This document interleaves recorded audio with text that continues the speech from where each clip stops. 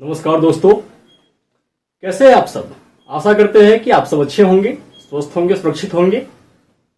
मैं फिर आज आपके सामने एक बहुत ही महत्वपूर्ण वीडियो लेकर के आ गया हूं। यह वीडियो जो है यह आधुनिक भारत का इतिहास से संबंधित वीडियो है और ऐसा वीडियो है जहां से प्रश्न एग्जाम में निश्चित रूप से पूछे जाते हैं। आप देख ही रहे हैं कि मैं पर डे नया नया टॉपिक लेकर के आ रहा हूं। इसके अलावे मैं रोज बदल करके सब्जेक्ट लेकर के आ रहा हूं। मेरा कोशिश है कि जितने भी महत्वपूर्ण टॉपिक है या चैप्टर है उसको अच्छे से आपके सामने प्रस्तुत करूं ताकि एग्जाम में इसका बेनिफिट जो है आपको मिल सके। चलिए ज्यादा देर न करते हुए हम वीडियो को स्टार्ट करते हैं और इसको समझते हैं। इसमें मैंने क्या लिया है आप देख ही रहे होंगे। यहां पे ये जो है सामाजिक एवं धार्मिक पुनर्जागरण से जो आधुनिक भारत के इतिहास का एक बहुत ही इंपॉर्टेंट चैप्टर है, मैंने वो चीज लिया है जिसमें हम ब्राह्मण समाज, आर्य समाज, वेद समाज और प्रार्थना समाज को अध्ययन करेंगे। आप देखते हैं कि जितने भी एग्जाम होते हैं इंडिया में, वनडे एग्जाम जो होते हैं जीके जीएस जिसमें पूछे जाते हैं, उसमें यहां से प्रश्न आते हैं।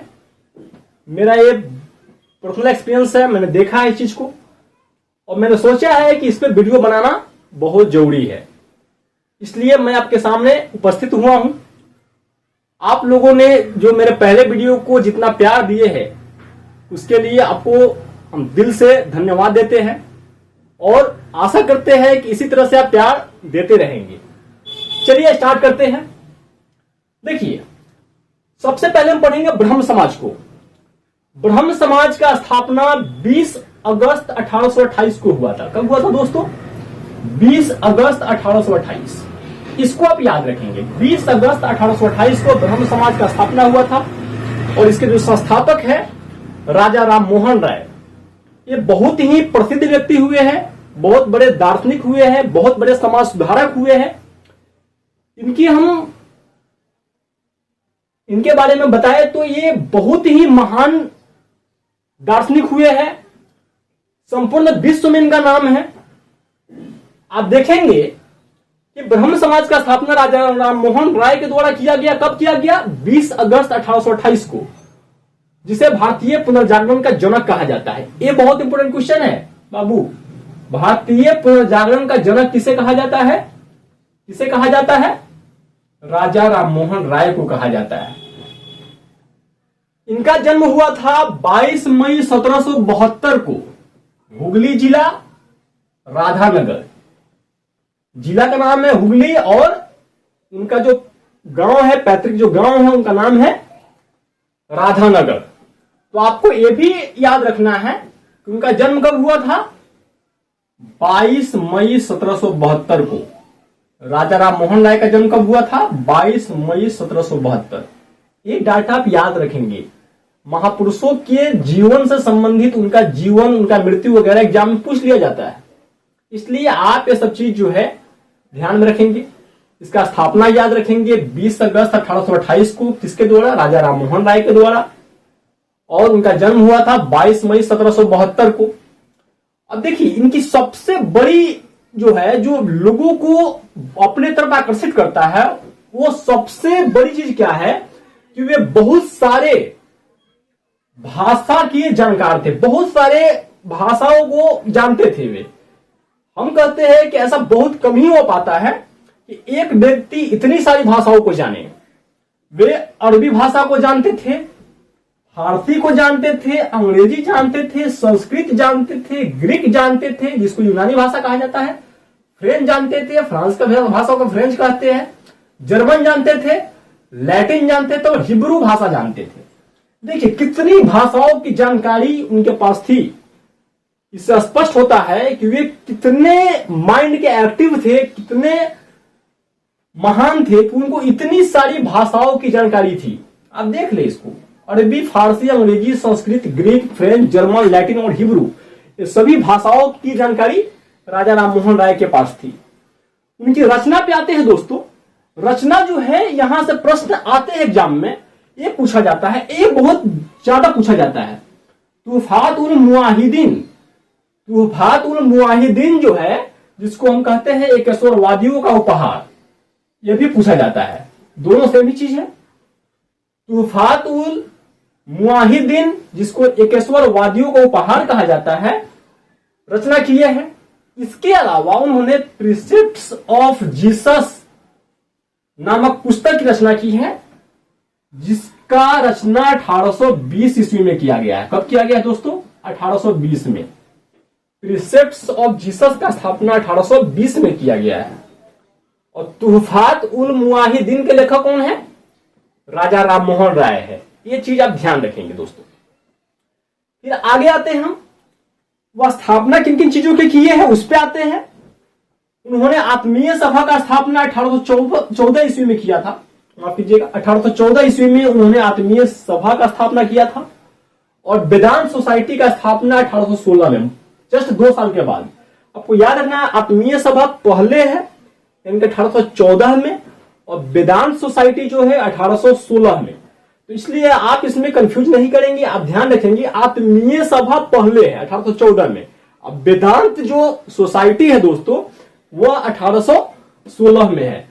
1816 वेदांत सोसाइटी, 1814 आत्मीय सभा। ये चीज आपको कंप्लीट हुआ, ये चीज आपको कंप्लीट हो गया होगा दोस्तों। आप इस चीज को एकदम ध्यान रखेंगे। 1814 में आत्मीय सभा का स्थापना, वेदांत सोसाइटी का स्थापना 1816 में। चलिए आगे आते हैं, आगे आते हैं कि वे जो है किन किन चीजों की स्थापना की है। एक हिंदू कॉलेज की स्थापना की है, वो डेविड हेयर की सहायता से। इनके सहायता से? डेविड हेयर की सहायता से। यदि आपसे पूछा जाएगा कि हिंदू कॉलेज की स्थापना किसके द्वारा की गई थी, आपका आंसर होगा राजा राम मोहन राय। किसके द्वारा? राजा राम मोहन राय के द्वारा। और इसमें सहयोग करने वाला व्यक्ति कौन है? डेविड हेयर है। कौन है? डेविड हेयर है। आप इस चीज को ध्यान में रखेंगे। और इसका स्थापना किया गया था कहां? कोलकाता में। स्थापना कोलकाता में किया गया था दोस्तों। चलिए फिर आगे आते हैं हम नेक्स्ट पॉइंट पे। प्रकाशन जो है, पब्लिकेशन किन किन चीजों का किए थे उस पे आते हैं हम।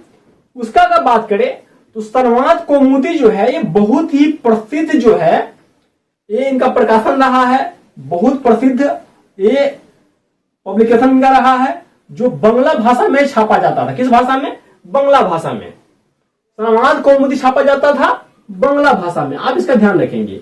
और मिरातुल अखबार जो है वह फारसी भाषा में छापा जाता था। आप देख ही रहे हैं कि वे फारसी के भी बहुत बड़े विद्वान रहे हैं, फारसी के भी ज्ञाता रहे हैं, यहाँ स्पष्टता लिखा हुआ है।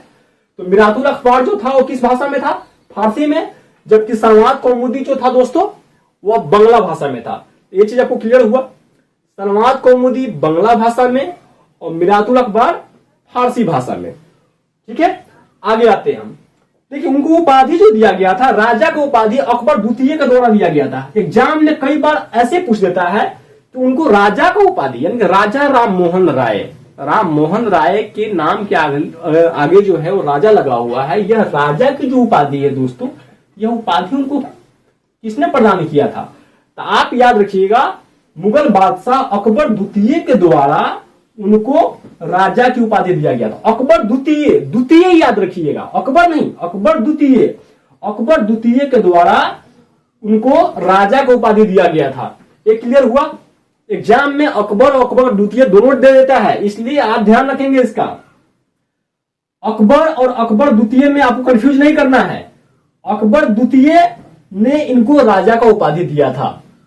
क्लियर है? चलिए आगे आते हैं। ब्रिटिश सम्राट विलियम फोर्थ, विलियम चतुर्थ लिखा रहेगा यहां। विलियम चतुर्थ के दरबार में वे जो है पहुंचे थे, और उनको भेजने वाले जो व्यक्ति थे वे अकबर द्वितीय ही थे। इनका दूत बनकर के वे कहां पहुंचे थे? ब्रिटिश सम्राट विलियम चतुर्थ के दरबार में। ये आपको क्लियर हुआ? ब्रिटिश सम्राट विलियम चतुर्थ, ये याद रखिए। विलियम फोर्थ है यहां, यहां अकबर द्वितीय है, यहां फोर्थ है। 2 दूना 4, यहां पे अकबर द्वितीय, यहां विलियम फोर्थ, इसलिए आप इसको ध्यान रखेंगे। विलियम फोर्थ है यहां, ये दरबार में वे पहुंचे थे। ठीक है, उनकी मृत्यु जो है 27 सितंबर 1833 को ब्रिस्टल में, यानी कि जहां वो गए थे ब्रिटेन में ही उनकी मृत्यु ब्रिस्टल नामक स्थान पर हो गया था। कब हो गया था? 27 सितंबर 1833 को। ये भी डाटा याद रखेंगे। जन्म और मृत्यु आपको एकदम ध्यान में रखना है दोस्तों। जन्म और मृत्यु आपको एकदम ध्यान में रखना है, ठीक है। उनका जन्म 22 मई 1772 और मृत्यु कब है? 27 सितंबर 1833। ये आपको ध्यान रखना है। कहां पे हुआ? ब्रिस्टल में। इसलिए आपसे पूछा जाएगा इसमें से किस व्यक्ति की मृत्यु विदेश में हो गई थी। तो उसमें हो सकता है कि राजा राम मोहन राय करके ऑप्शन दे दे, तो आप वहां से चुन करके निकाल लेंगे, क्योंकि राजा राम मोहन राय की मृत्यु कहां हुई है? ब्रिस्टल में हुई है। उनके मरने के बाद देवेंद्र नाथ टैगोर, जो तत्वबोधिनी सभा की स्थापना किए थे, देवेंद्र नाथ टैगोर के द्वारा जो है इसका संचालन किया गया। ये जो ब्राह्मण समाज जो है उसको संभालने का काम इनकी मृत्यु के पश्चात किसने किया? देवेंद्र नाथ टैगोर ने। आप ये ध्यान रखेंगे, देवेंद्र नाथ टैगोर के द्वारा इसका जो है ये ब्राह्मण समाज का जो है संरक्षण दिया गया। इसको मतलब उन्होंने संभाला। इनकी मृत्यु के पश्चात, राजा राम मोहन राय की मृत्यु के पश्चात ब्राह्मण समाज को संभालने वाले व्यक्ति कौन थे? देवेंद्र नाथ टैगोर। इन्होंने ही तत्वबोधिनी सभा की स्थापना की थी। ये ध्यान रखिएगा, एग्जाम में आता है। तत्वबोधिनी सभा की स्थापना किसके द्वारा किया गया दोस्तों? तत्वबोधिनी सभा का स्थापना देवेंद्र नाथ टैगोर के द्वारा किया गया। किसके द्वारा? देवेंद्र नाथ टैगोर के द्वारा। आपसे पूछा जाएगा ब्राह्मण समाज जो है राजा राम मोहन राय के मृत्यु के पश्चात ब्राह्मण समाज को जो है संभालने वाला व्यक्ति कौन था? आप कहिएगा देवेंद्र नाथ टैगोर। और देवेंद्र नाथ टैगोर ने ही तत्वबोधिनी सभा का स्थापना किए थे, ठीक है। ये समझ में आ गया आपको? चलिए आगे आते हैं। आगे अब देखिए, आदि ब्राह्मण समाज जो है बाद में क्या हुआ कि यह जो है मतलब दो भाग में बट गया। आदि ब्राह्मण समाज जो बना तो देवेंद्र नाथ टैगोर इसके जो है क्या बन गए? संस्थापक बन गए। और ब्राह्मण समाज ऑफ इंडिया जिसके संस्थापक केशव चंद्र सेन बन गए। यानी कि बाद में इसमें फूट पड़ गया, दो भाग में बट गया, आदि ब्राह्मण समाज और ब्राह्मण समाज ऑफ इंडिया। आदि ब्राह्मण समाज के संस्थापक कौन हुए? देवेंद्र नाथ टैगोर, वही व्यक्ति जो तत्वबोधिनी सभा के संस्थापक है। और आदि ब्राह्मण समाज के संस्थापक कौन है? देवेंद्र नाथ टैगोर। यानी तत्वबोधिनी और आदि ब्राह्मण समाज, ये दोनों ध्यान रखें, दोनों का सेम है। तत्वबोधिनी का देवेंद्र नाथ टैगोर और आदि ब्राह्मण समाज का कौन है? देवेंद्र नाथ टैगोर। जबकि ब्राह्मण समाज ऑफ इंडिया का पूछेगा आपसे, तो आंसर होगा क्या? केशव चंद्र सेन। ब्राह्मण समाज ऑफ इंडिया यदि आपसे पूछे तो उसका आंसर होगा केशव चंद्र सेन। जबकि आपसे यदि यह पूछे कि आदि ब्राह्मण समाज, तब उसका आंसर होगा देवेंद्र नाथ टैगोर। यह चीज आपको समझ में आ गया दोस्तों? ये एकदम क्लियर हुआ? चलिए अब आगे हम आते हैं, फिर आगे हम देखते हैं आर्य समाज को। अभी मैंने ब्राह्मण समाज को आपको समझाया, अब आते हैं आर्य समाज पे। ये आर्य समाज को भी आप ध्यानपूर्वक देखेंगे, समझेंगे। यहां से भी बहुत सारे प्रश्न पूछे जाते हैं, इसलिए आप इसका ध्यान रखेंगे। आर्य समाज का संस्थापक स्वामी दयानंद सरस्वती, स्वामी दयानंद सरस्वती थे। कौन थे? स्वामी दयानंद सरस्वती। और इसका स्थापना 10 अप्रैल 1875 को बंबई में किया गया था। क्या किया गया था? बंबई में दोस्तों 10 अप्रैल 1875 को आर्य समाज का स्थापना बंबई में मणिचंद्र की वाटिका में किया गया था। मणिचंद्र जो थे वे स्वामी दयानंद सरस्वती के मित्र थे। उन्हीं के वाटिका में ये आपका जो आर्य समाज है इसका स्थापना किया गया था 10 अप्रैल 1875 को। ये चीज आपको समझ में आ गया? ये आपको याद रखना है। 1875 10 अप्रैल 1875 को आर्य समाज का स्थापना स्वामी दयानंद सरस्वती के द्वारा बंबई में किया गया था और वे मणिचंद्र की वाटिका में किया गया था दोस्तों। इसका मुख्यालय जो बनाया गया था वो लाहौर पाकिस्तान में बनाया गया था 1877 में। 2 साल के बाद 1875 में इसका स्थापना हुआ है और 1877 में लाहौर में इसका मुख्यालय, इसका हेड ऑफिस बनाया गया था लाहौर में। कब बनाया गया था? 1877 में, जस्ट 2 साल के बाद। उसका स्थापना के 2 साल के बाद लाहौर में इसका मुख्यालय बनाया गया था। चलिए आगे आते हैं। ये चीज तो आपको समझ में आया? क्लियर हुआ? 10 अप्रैल 1875 को स्थापना और इसका मुख्यालय बनाया गया 1877 को। संस्थापक कौन है? स्वामी दयानंद सरस्वती है। और स्वामी दयानंद सरस्वती ने बंबई में मणिचंद्र की वाटिका में इसका स्थापना किए थे, ये ध्यान रखिएगा। स्वामी दयानंद सरस्वती का जन्म, इनका जन्म भी पूछा जाता है। आपको बताया मैंने कि महापुरुषों का जन्म और उनका निधन आपको याद रखना है दोस्तों। उनका जन्म 1824 काठियावाड़ गुजरात में किया गया था। उनका काठियावाड़ गुजरात में उनका जन्म हुआ था। स्वामी दयानंद सरस्वती का जन्म 1824 में काठियावाड़ गुजरात में हुआ था। ये आपको डाटा याद रखना है। 1824 में उनका जन्म हुआ था काठियावाड़ गुजरात में। उनके प्रथम जो गुरु थे वे थे स्वामी पूर्णानंद। स्वामी दयानंद सरस्वती का बचपन का नाम जो था वो मूल शंकर था दोस्तों। मूल शंकर का नाम दयानंद सरस्वती रखने वाले उनके प्रथम गुरु स्वामी पूर्णानंद थे। तो नंद नंद आप देख रहे हैं, दयानंद पूर्णानंद। तो यदि आपसे पूछेगा कि उनके प्रथम गुरु कौन थे तो आप कहेंगे कि पूर्णानंद। स्वामी पूर्णानंद जो थे वे उनके प्रथम गुरु थे। और उनके बचपन का नाम जो मूल शंकर था स्वामी दयानंद सरस्वती का, उस मूल शंकर से दयानंद सरस्वती रखने वाले कौन थे? स्वामी पूर्णानंद, जो उनके प्रथम गुरु थे। आप इस चीज को ध्यान रखेंगे। यदि आपसे पूछा जाएगा कि स्वामी दयानंद सरस्वती के प्रथम गुरु कौन थे तो आप कहेंगे स्वामी पूर्णानंद उनके प्रथम गुरु थे। ठीक है, ये आपको क्लियर हुआ दोस्तों? समझ में आया यहां तक? चलिए आगे आते हैं। ब्रजानंद स्वामी से उनकी मुलाकात होती है 1874 में, मथुरा में होती है। 1874 में ब्रजानंद स्वामी से मुलाकात होती है। कहां पे? मथुरा में। ये भी आपको ध्यान रखना है। यदि आपसे पूछा जाएगा स्वामी दयानंद सरस्वती की मुलाकात स्वामी ब्रजानंद से कब होती है तो 1874 में। कहां पे? मथुरा में। ये आपको याद रखना है, स्थान भी याद रखना है और आपको सन भी याद रखना है। 1874 में मथुरा में उनकी मुलाकात ब्रजानंद स्वामी से हुई थी। चलिए उनकी रचना पे आते हैं दोस्तों। उनकी रचना बहुत ही महत्वपूर्ण रचना है और यहाँ एक तो एग्जाम में इतना बार पूछा गया है जिसकी गिनती नहीं होती है। प्रत्येक एग्जाम में यह सवाल पूछा जाता है क्योंकि बहुत ही फेमस उनकी पुस्तक है। यह ऐसा पुस्तक है जिसको जो है, इस पुस्तक को आर्य समाज का बाइबिल कहा जाता है। बाइबिल एक्चुअली ईसाई धर्म का ग्रंथ होता है और ये जो बाइबिल है सत्यार्थ प्रकाश को आर्य समाज का बाइबिल कहा जाता है। इतना प्रसिद्ध पुस्तक है कि इसको बाइबिल का संज्ञा दिया गया है दोस्तों। सत्यार्थ प्रकाश की रचना हिंदी भाषा में 1874 ईस्वी में हुई थी। कब हुई थी? 1874 में। ये आपको यहां समझ में आया? देखिए आपको ध्यान है, ब्रजानंद स्वामी से भी मिले थे 1874 में और सत्यार्थ प्रकाश की रचना 1874 में, दोनों सेम है। आपको ये दोनों डाटा याद रखना है। ब्रजानंद स्वामी से मुलाकात 1874, सत्यार्थ प्रकाश की रचना 1874। ये आपको यहां तक कंप्लीट हुआ।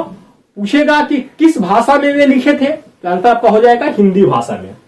चलिए आगे आते हैं, उनके नारा पे आते हैं। वे नारा क्या क्या दिए हैं ये देखिए, ये बहुत ही महत्वपूर्ण है। भारत भारतवासियों के लिए, भारत भारतवासियों के लिए जो है ये नारा देने वाले कौन है? स्वामी दयानंद सरस्वती है। और वेदों की लौटो, वेदों की लौटो का नारा देने वाले भी स्वामी दयानंद सरस्वती है। इसलिए आप दोनों नारा को याद रखेंगे, ये बहुत ही महत्वपूर्ण नारा है। भारत भारतवासियों के लिए, वेदों की लौटो, ये दोनों का नारा देने वाले कौन है? स्वामी दयानंद सरस्वती है। चलिए अब आगे आते हैं। उनके नाम को जो है ना संबोधित किनके नाम के साथ किया जाता है? संबोधन में जो है उनको भारत का मार्टिन लूथर कहा जाता है। मार्टिन लूथर के विषय में आप जानते होंगे। मार्टिन लूथर जो थे वे साउथ अफ्रीका के बहुत बड़े समाज सुधारक हुए हैं।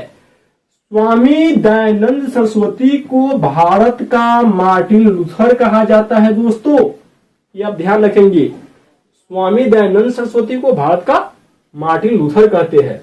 सर्वप्रथम स्वराज शब्द का प्रयोग करने वाले व्यक्ति कौन थे? स्वामी दयानंद सरस्वती ही थे। एग्जाम में कई बार पूछा गया है, खुद मेरे एग्जाम में यह सब सवाल आया था कि स्वामी दयानंद सरस्वती यानी कि स्वराज शब्द का प्रयोग करने वाला प्रथम व्यक्ति, सबसे पहले स्वराज शब्द का प्रयोग किस व्यक्ति ने किया था? आंसर हो जाएगा दयानंद सरस्वती। ये आप ध्यान रखेंगे, सर्वप्रथम स्वराज शब्द का प्रयोग करने वाले कौन थे? दयानंद सरस्वती। याद हुआ दोस्तों? मैं आशा करता हूं कि ये सारी चीज आपको, जितनी भी पॉइंट इसमें लिखी हुई है, सभी आपको याद हो गए होंगे। और मैं आपको बता जो रहा हूं, मैं आपको याद करवाने का प्रयास कर रहा हूं, इसलिए मैं 1 से 2 बार उसको रिपीट कर रहा हूं। इसलिए आप इसको ध्यान रखेंगे। ये सब प्रश्न एग्जाम में बार बार रिपीट होते हैं। चलिए आगे आते हैं। अब आते हैं डीएवी स्कूल की स्थापना पे। इसका मतलब होता है दयानंद इंग्लो वैदिक। दयानंद इंग्लो वैदिक जो स्कूल है उसका स्थापना दयानंद सरस्वती के नाम पर, इसका स्थापना हंसराज और लाला लाजपत राय के द्वारा किया गया था 1886 में। लाला लाजपत राय, ये व्यक्ति भी, इनको भारत का आयरन मैन, लौह पुरुष कहा जाता है। ये बहुत ही प्रसिद्ध व्यक्ति हुए हैं लाला लाजपत राय। ये भी गुजरात से संबंधित थे, गुजरात से संबंध इनका भी था। हंसराज और लाला लाजपत राय के नेतृत्व में 1886 में डीएवी यानी कि दयानंद इंग्लो वैदिक स्कूल की स्थापना की गई थी। दयानंद इंग्लो वैदिक हम यहां पे लिख देते हैं, दयानंद इंग्लो वैदिक स्कूल का स्थापना किसके द्वारा किया गया था? हंसराज और लाला लाजपत राय के द्वारा कब किया गया? 1886 में। इतना क्लियर हुआ दोस्तों?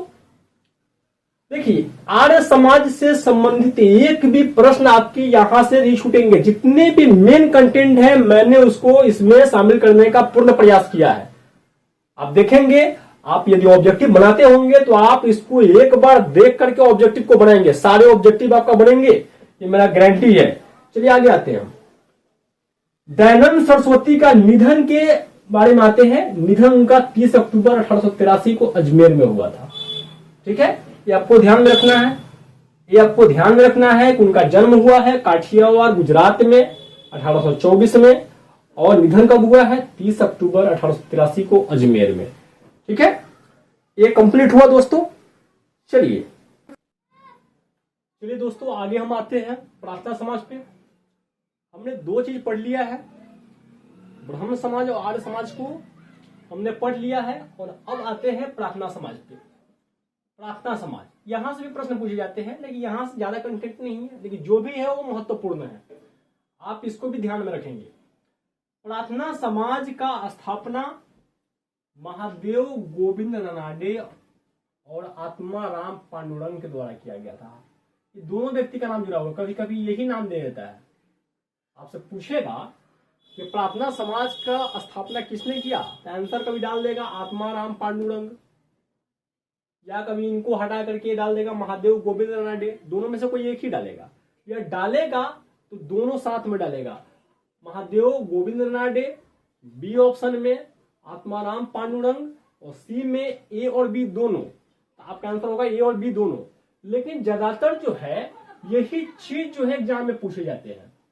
एग्जाम के दृष्टिकोण से यही चीज महत्वपूर्ण है। ज्यादातर इन्हीं का नाम आता है। प्रार्थना समाज से जुड़े होने के कारण आत्माराम पांडुरंग ही प्रसिद्ध है, इसलिए आप ध्यान में रखेंगे। हालांकि दोनों नाम को आप ध्यान रखेंगे, दोनों नाम में से यह जो है महत्वपूर्ण नाम के रूप में है कि प्रार्थना समाज के संस्थापक आत्माराम पांडुरंग थे, ये ध्यान रखिएगा। इसका स्थापना 1867 में हुआ था। कब हुआ था? 1867 में।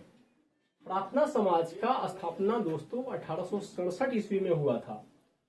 और यह जो स्थापना हुआ था महादेव गोविंद रनाडे के द्वारा, वे केशव चंद्र सेन से प्रभावित होकर के, यह जो है केशव चंद्र सेन से प्रभावित होकर के महादेव गोविंद रनाडे ने प्रार्थना समाज की स्थापना की थी। इसका आप ध्यान रखेंगे दोस्तों। और आपको ये सन भी याद रखना है, 1867 में इसका स्थापना हुआ है। ठीक है, 1867 में प्रार्थना समाज का स्थापना हुआ है। किससे प्रभावित होकर? केशव चंद्र सेन से प्रभावित होकर, आत्माराम पांडुरंग और महादेव गोविंद रनाडे। महादेव गोविंद रनाडे जो है वे गोपाल कृष्ण गोखले के गुरुजी है। गोपाल कृष्ण गोखले, गोपाल कृष्ण गोखले को आप जानते होंगे। गोपाल कृष्ण गोखले, गोपाल कृष्ण गोखले गांधी जी के राजनीतिक गुरु थे। महात्मा गांधी के राजनीतिक गुरु गोपाल कृष्ण गोखले हुए हैं। और इनके जो गुरु हुए हैं वे हुए हैं एमजी रनाडे, यानी महादेव गोविंद रनाडे। आपको यह ध्यान रखना है, महादेव गोविंद रनाडे जो हुए हैं वे गोपाल कृष्ण गोखले के गुरु जी हुए हैं, जिन्होंने प्रार्थना समाज की स्थापना में अपना महत्वपूर्ण सहयोग दिया था, यानी संस्थापक के रूप में उनको जाना जाता है, और आत्माराम पांडुरंग को जाना जाता है। चलिए, महादेव गोविंद रनाडे महाराष्ट्र का सुकरात कहलाते हैं। महाराष्ट्र का सुकरात के नाम से वे जाने जाते हैं। यदि आपसे पूछा जाएगा कि महाराष्ट्र का सुकरात किसे कहा जाता है, तो आंसर होगा महादेव गोविंद रनाडे, यानी कि गोपाल कृष्ण गोखले के गुरुजी। यानी कि गांधी जी के गुरुजी कौन हुए? गोपाल कृष्ण गोखले। गोपाल कृष्ण गोखले के गुरुजी कौन हुए? महादेव गोविंद रनाडे, जिन्हें महाराष्ट्र का सुकरात कहा जाता है। चलिए आगे आते हैं। पश्चिम भारत में सांस्कृतिक पुनर्जागरण का अग्रदूत भी उन्हीं को कहा जाता है।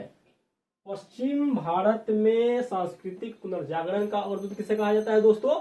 महादेव गोविंद रनाडे को कहा जाता है। इसका भी ध्यान रखेंगे, पूछेगा आपसे कि पश्चिम भारत में सांस्कृतिक पुनर्जागरण का अग्रदूत या जनक किसे कहा जाता है, तो महादेव गोविंद रनाडे। यह चीज आपका कंप्लीट हुआ? यह चीज आपको कंप्लीट हुआ या नहीं, ये आपको हम आशा करते हैं कि चीज हो गया होगा कंप्लीट। चलिए हम नेक्स्ट टॉपिक पे आते हैं। अब आपका है वेद समाज। ये बहुत ही छोटा है, इसमें ज्यादा कुछ नहीं पढ़ना है, बस यहीं से एक थोड़ा सा सवाल पूछा जाता है इसके स्थापना के विषय में, कि स्थापना कब हुआ था। 1864 ईस्वी में इसका स्थापना हुआ था। प्रार्थना समाज का 1867 है और इसका 1864 है, यानी वेद समाज जो है पहले है और प्रार्थना समाज जो है बाद में। 1864 में वेद समाज और 1867 में प्रार्थना समाज। अब ध्यान रखेंगे कि प्रार्थना समाज में 3 गो यहाँ पे इसमें वर्ड लगा हुआ है, इसमें 2 गो है, तो यह जो है पहले हो जाएगा और यह जो है बाद में हो जाएगा। बस 3 साल का अंतर है, 64 और यहाँ है 1867। चलिए आगे आते हैं। केशव चंद्र सेन की मद्रास यात्रा से प्रभावित होकर श्री धर्मनु नायडू, ये बहुत ही महत्वपूर्ण है दोस्तों। श्री धर्मनु नायडू वेद समाज से कौन जुड़े हुए हैं? श्री धर्मनु नायडू। श्री धर्मनु नायडू के द्वारा 1864 में वेद समाज की स्थापना की गई थी। किससे प्रभावित होकर? केशव चंद्र सेन से माफ कीजिएगा, केशव चंद्र सेन से प्रभावित होकर वेद समाज की स्थापना किसके द्वारा की गई थी दोस्तों? श्री धर्मनु नायडू के द्वारा की गई थी। ये चीज आपका क्लियर हुआ? क्लियर हुआ दोस्तों? मैं आशा करता हूं कि आपको आर्य समाज, ब्रह्म समाज, प्रार्थना समाज और वेद समाज अच्छी तरह से समझ में आ गया होगा। और यदि अच्छा लगे वीडियो तो अपने दोस्तों के साथ शेयर कीजिएगा, चैनल को सब्सक्राइब कीजिएगा और हमें थोड़ा सा सपोर्ट कीजिएगा, ताकि हम नेक्स्ट वीडियो इसी तरह से लेकर के आए आपके सामने और आपके नॉलेज को इसी तरह से बढ़ाते रहे, ताकि आप अपने एग्जाम में 4 चांद लगा सके और अपना सिलेक्शन पा सके। धन्यवाद दोस्तों। जय हिंद, जय भारत।